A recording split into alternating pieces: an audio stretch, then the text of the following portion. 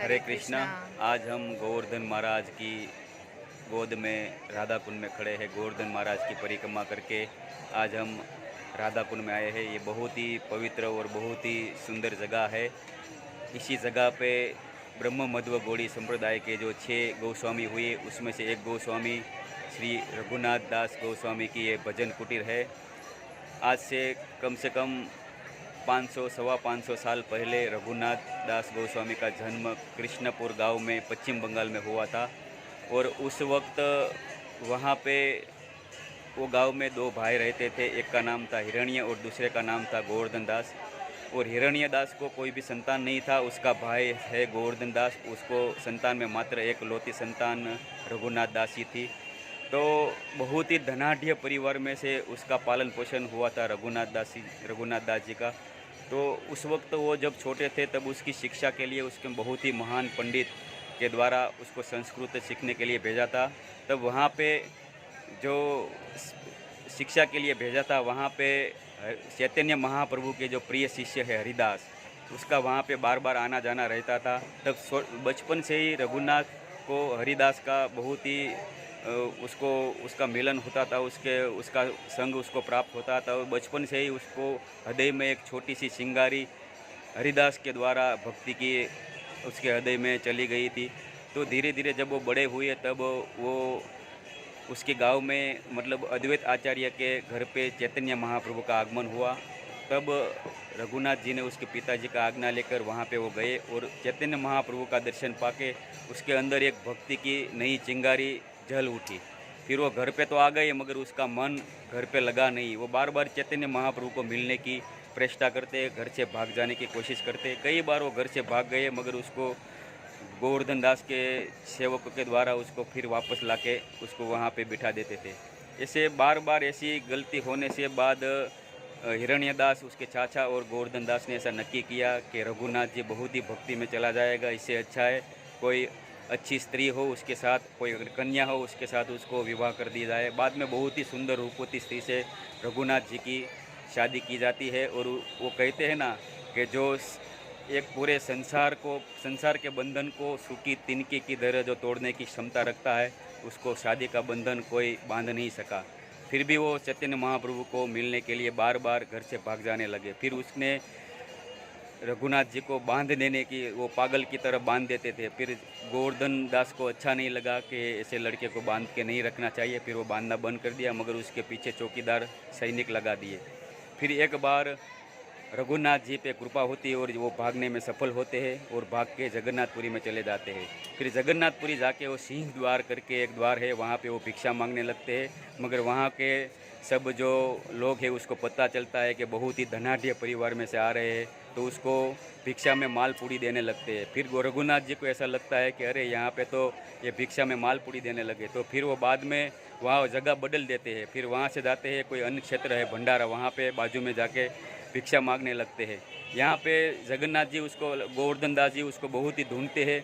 फिर उसको नहीं मिलते तब उसको पता चलता है कि रघुनाथ जगन्नाथपुरी में है। तो वहाँ पे उसको माता जी को चिंता होती है कि इतने बड़े ख़ानदान में पला बोला है तो वहाँ पे उसका हालत कैसी होगी। तो वो सेवक को भेजते हैं, अगर रघुनाथ जी को कहो अगर यहाँ नहीं आना है तो वहाँ पे हम उसके लिए जगन्नाथपुरी में बड़ा भवन बना देते हैं, बड़ा महल बना देते हैं, वहाँ आराम से चैतन्य महाप्रभु की सानिध्य में रहे। मगर ऐसा जगन्नाथ जी को बोला और ऐसा उसके सेवक को बोला और उसको इसके साथ 400 रुपये दिए कि अगर वो बात ना माने तो ये 400 रुपये उसके जीवन निर्वाह के लिए आप दे देना। वो सेवक रघुनाथ जी के पास आता है और उसको बोलता है कि आपके माता पिताजी ने ऐसा हमें बोला है।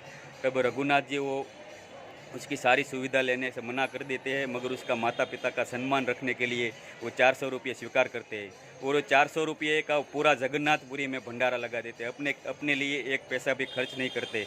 और बहुत ही बड़ा त्याग की मूर्ति अब गिनी जाए तो रघुनाथ जी है। अब 400 रुपये आप मैं गिनाऊँ, उस वक्त चैतन्य महाप्रभु जो उसका परिकर था उसका 1 महीने का खर्चा 4 आना था। और ऐसा 4 आना 16 आना होते तो 1 रुपया होता है, और 1 रुपये में चैतन्य महाप्रभु का पूरा परिकर का खर्चा में 4 महीने 1 रुपये में निकल जाते थे। अच्छा 400 रुपये गोवर्धन दास उसके पिताजी के लिए, उसके लड़के के लिए भेजते थे। तो ऐसे पूरा भंडारा कर देते हैं। ऐसी आप गिनती लगाओ, उस वक्त गोवर्धन दास और उसके चाचा हिरण्यदास की आवक एक साल की 8 से 10 लाख रुपये थी। समझो, वो हुसैन शाह के दरबार में इसको एक ठेका मिला था कर का, और वो कर बचाते बचाते उसमें से 8 से 10 लाख रुपये एक साल का इसको बच जाते। ऐसे त्याग की मूर्ति थी। और बाद में जब चैतन्य महाप्रभु यहाँ से विदाई हुए, ये बहुत ही शॉर्ट में मैं आपको समझा रहा हूँ, ये अगर आपको कहने जाऊँ तो 2 घंटा का एक बहुत ही अच्छा लेक्चर है।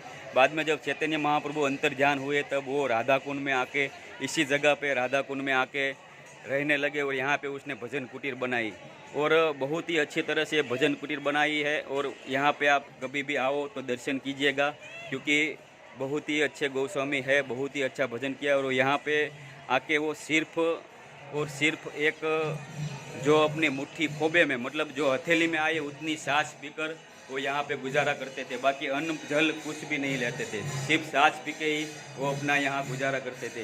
वो सांस आज भी भक्तों के लिए रखी हुई है कि वो भक्त कोई भी आए तो यहाँ पे वो सांस की एक एक चमची आस्वादन करे। आप देख रहे हैं, मैं आपको बताता हूँ।